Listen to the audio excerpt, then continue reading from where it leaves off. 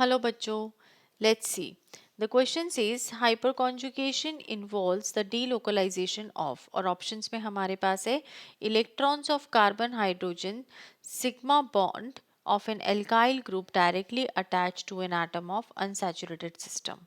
Second, electrons of carbon hydrogen sigma bond of alkyl group directly attached to the positively charged carbon atom.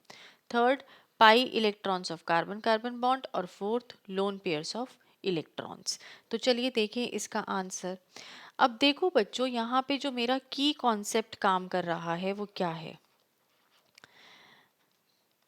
की concept ये है कि हमें क्या बात याद रखनी है कि जो आपका इलेक्ट्रॉन डिस्प्लेसमेंट होता है,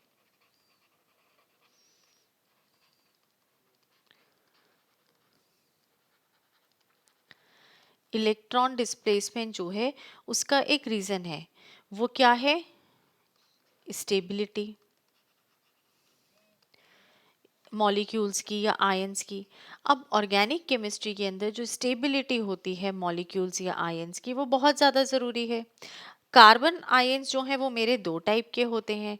दो टाइप के कौन से होते हैं? एक तो आपका हो गया कार्बो केटायन और दूसरा हो गया कार्बा अनायन. अब जो कार्बन आटम है जिसके पास प्लस चार्ज है उसको मैं क्या बोलूंगी? कार्बोकेटायन.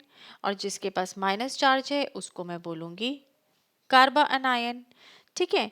अब जब हम बात करते हैं हाइपर कॉन्जुगेशन की, तो हाइपर कॉन्जुगेशन में जो परमानेंट इफेक्ट होता है इलेक्ट्रॉन डिस्प्लेसमेंट की मॉलिक्यूल के लिए, तो हाइपर कॉन्जुगेशन क्यों होगा? ये होगा due to delocalisation of sigma bonds, या फिर आप कह सकते हैं सिग्मा इलेक्ट्रॉन. वो ज़्यादा सही वर्ड है बजाय बॉन्ड के. Electrons in the carbon and hydrogen atom. अब हाइपर कॉन्जुगेशन इसका मतलब मेनली कहाँ हो रहा है? जहाँ पे सिग्मा बॉन्ड है और ये कॉन्जुगेशन है, ये यहाँ पे मेन रोल कर रहा है. अब जहाँ पे आपके पास पाई बॉन्ड है, पाई बॉन्ड का मॉलिक्यूल है या पाई बॉन्ड है या मॉलिक्यूल्स जिनके पास क्या है? लोन पेयर ऑफ इलेक्ट्रॉन्स है, तो वो क्या हो जाएंगे? सिंपली क्या हो जाएंगे वहां पे?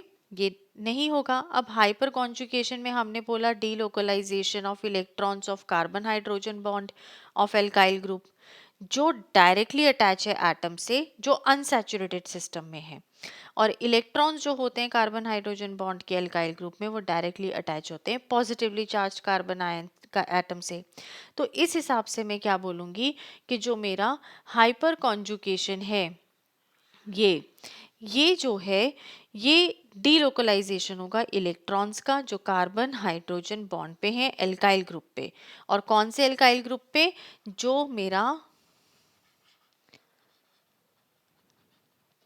डायरेक्टली अटैच है. ठीक है. To an atom of unsaturated system, ये इलेक्ट्रॉन्स जो कार्बन हाइड्रोजन बॉन्ड के हैं, तो आपका एल्काइल ग्रुप क्या हो गया? वो डायरेक्टली अटैच हो गया पॉजिटिव चार्ज से.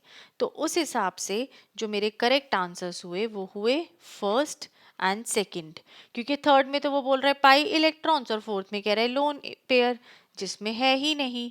तो यहाँ पे मेरा करेक्ट आंसर हो गया option number 1 and option number 2. Hope you got understood it well. Best of luck.